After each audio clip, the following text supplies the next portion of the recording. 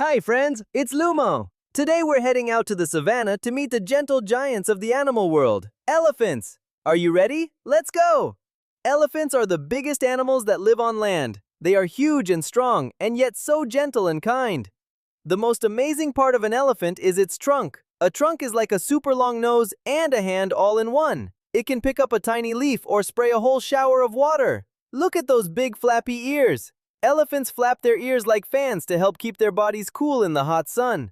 Elephants also have long ivory tusks, which are actually giant teeth they use to dig, carry things, and protect themselves. Elephants are plant eaters. They spend almost the whole day munching grass, leaves, and fruit. They eat a lot. Elephants live in family groups called herds, led by the wisest and oldest mother, who guides everyone to food and water. Baby elephants are called calves, and the whole herd helps to look after them and keep them safe. Elephants are incredibly smart. They have great memories, they solve problems, and they even show love by hugging with their trunks. Elephants also love water. They splash, swim, and spray themselves to cool down and have fun. Elephants are gentle and precious, so we must protect them and keep them safe.